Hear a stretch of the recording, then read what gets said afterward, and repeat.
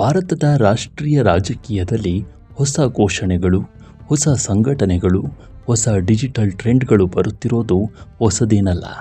ಆದರೆ ಇತ್ತೀಚೆಗೆ ವೈರಲ್ ಆಗಿರುವ ಕಾಕ್ರೋಚ್ ಜನತಾ ಪಾರ್ಟಿ ಎಂಬ ವಿಡಂಬನಾತ್ಮಕ ಆನ್ಲೈನ್ ಚಳವಳಿ ಸ್ವಲ್ಪ ಭಿನ್ನ ಸ್ವರೂಪದ್ದಾಗಿದೆ.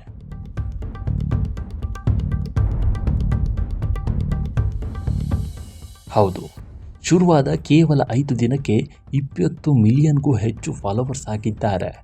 ಇದೀಗ ಈ ಬಗ್ಗೆ ಭದ್ರತಾ ಸಂಸ್ಥೆಗಳು ಆಘಾತಗೊಂಡಿದೆ. ಮೊದಲಿಗೆ ಈ ಕಾಕ್ರೋಚ್ ಜನತಾ ಪಾರ್ಟಿಯನ್ನು ಕೇವಲ ಮೀಮ್, ಹಾಸ್ಯ ಹಾಗೂ ಯುವಕರ ಅಸಮಾಧಾನ ಹೊರಹಾಕುವ ಒಂದು ಟ್ರೆಂಡ್ ಅಷ್ಟೇ ಎಂದು ನೋಡಲಾಗಿತ್ತು.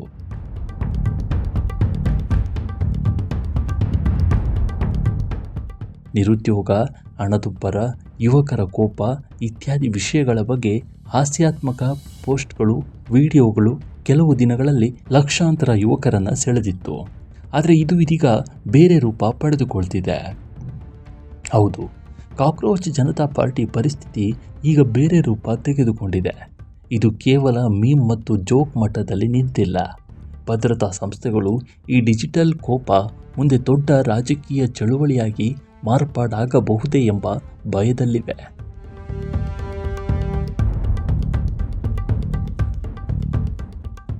ಈ ಚಳುವಳಿಯ ವೇಗವಾಗಿ ವಿಸ್ತರಿಸುತ್ತಿರುವ ಜಾಲ, ಅದರ ಹಿಂದಿರುವ ಸಂಘಟನೆ ಮತ್ತು ಅದರ ಪ್ರಭಾವದ ವ್ಯಾಪ್ತಿ ಇವರಿಗೆ ದೊಡ್ಡ ಕಳವಳದ ವಿಚಾರವಾಗಿದೆ. ಸಾಮಾನ್ಯ ಸಾಮಾಜಿಕ ಮಾಧ್ಯಮ ಟ್ರೆಂಡ್ಗಳು ಬೆಳೆವ ವೇಗಕ್ಕಿಂತ ಬಹಳ ಬೇಗ ಸಿಜೆಪಿ ಬೆಳೆದಿದೆ ಎಂದು ಏಜೆನ್ಸಿಗಳು ಹೇಳುತ್ತಿವೆ. ಆದ್ದರಿಂದ ಇದರ ವಿದೇಶಿ ಸಂಪರ್ಕಗಳು, ಟೆಲಿಗ್ರಾಮ್ ನೆಟ್ವರ್ಕ್, ಹಳೆಯ ಡಿಜಿಟಲ್ ದಾಖಲೆಗಳನ್ನು ಈಗ ಸನ್ನಿವೇಶವಾಗಿ ತನಿಖೆ ಮಾಡಲಾಗ್ತಾ ಇದೆ. ಕೇಂದ್ರ ಸರ್ಕಾರ ಎಕ್ಸ್ನಲ್ಲಿ ಸಿಜೆಪಿ ಖಾತೆಯನ್ನು ನಿರ್ಬಂಧಿಸಿದ ನಂತರ ಈ ವಿಷಯ ಇನ್ನಷ್ಟು ಗಮನ ಸೆಳೆದಿದೆ.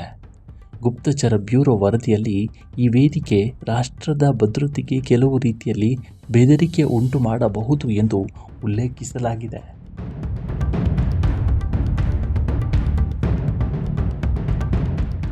ಯುವಕರಲ್ಲಿ ಸ್ಥಾಪನಾ ವಿರೋಧಿ ಭಾವನೆಗಳನ್ನು ಹೆಚ್ಚಿಸಲು, ಸರಕಾರಿ ಸಂಸ್ಥೆಗಳ ಮೇಲಿನ ನಂಬಿಕೆಯನ್ನು ಕುಂದಿಸಲು ಇದನ್ನು ಬಳಸಬಹುದೆಂದು ಏಜೆನ್ಸಿಗಳು ಶಂಕಿಸುತ್ತಿವೆ.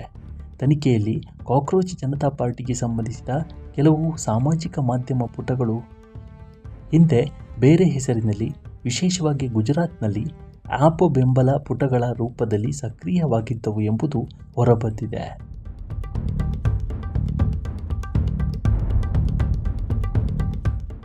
ಒಂದು ಪ್ರಮುಖ ಪುಟವು ಮೊದಲು ಆಮ್ ಆದ್ಮಿ ಪಾರ್ಟಿ ಗುಜರಾತ್ ಎಂಬ ಹೆಸರಿನಿಂದ ಕಾರ್ಯನಿರ್ವಹಿಸುತ್ತಿತ್ತು.